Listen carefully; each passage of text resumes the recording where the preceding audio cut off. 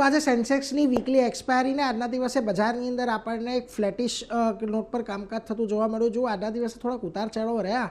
નિફ્ટીએ નીચેમાં તમને 25,727 ઉપરમાં 25,902 આ લેવલમાં તમને અથડાતું જોવા મળ્યું, પરંતુ દિવસના અંતે નિફ્ટી સેન્સેક્સ બંને થોડાક ફ્લેટ લેવલ પર જ બંધ થયા છે. નિફ્ટી બેંકમાં પણ આજે તમને નીચલા સ્તરેથી લગભગ 201 પોઈન્ટની રિકવરી આવી અને ત્યાં પણ જુઓ ઓલમોસ્ટ ફ્લેટ લેવલ પર જ ક્લોઝિંગ આવતું જોવા મળ્યું છે. અહીંયા પણ આજે તમને 20 દિવસની મૂવિંગ એવરેજની ઉપર જવાનો પ્રયાસ થયો તો જે નિષ્ફળ રહ્યો. ખાસ કરીને મિડ કેપ સ્મોલ કેપ અહીંયા પણ થોડી ઘણી તેજી રહી. અહીંયા પણ દિવસના નીચલા સ્તરેથી એક સારી રિકવરી આપણે આવતી જોવા મળી. સ્મોલ કેપ ફરી પાછો એક વખત 17,000ના સપોર્ટ લઈને આજે આપણને ઉપર આવતો દેખાયો છે. કયા સેક્ટર આજના દિવસે ફોકસમાં રહ્યા તો જુઓ આજના દિવસે તમને કેપિટલ માર્કેટ શેર્સ જે મ્યુચ્યુઅલ ફંડ સ્ટોક્સની અંદર એટલે કે એએમસી સ્ટોક્સમાં તેજી આવી એને પગલે એક સારી તેજી રહી. આ ઉપરાંત આઈટી મેટલ બંને કાઉન્ટરમાં એક સારી ખરીદદારી જોવા મળી.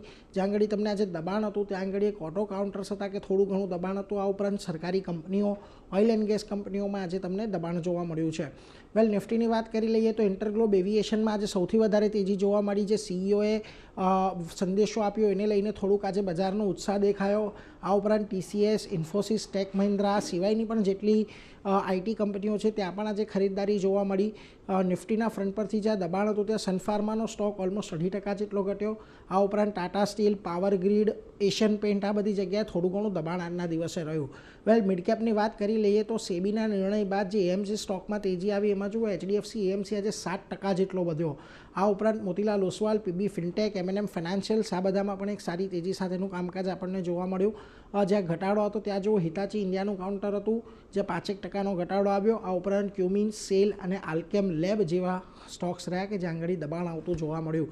હવે ખાસ મહત્ત્વની વાત અહીંયાથી જે નિફ્ટીની 50 દિવસની એક્સપોનેન્શિયલ મૂવિંગ એવરેજ છે 25,767ની આજુબાજુની છે એટલે 25,750 આ એક બહુ મહત્ત્વનું લેવલ છે. જો એ ડિસાઇસિવલી બ્રેક થાય છે તો પછી આપણને કદાચ અહીંયાથી ઘટાડો આગળ વધતો જોવા મળી શકે, પરંતુ જ્યાં સુધી આ લેવલ જળવાયેલું છે ત્યાં સુધી બજારમાં કોઈ બહુ મોટા ઘટાડાની અપેક્ષા નથી.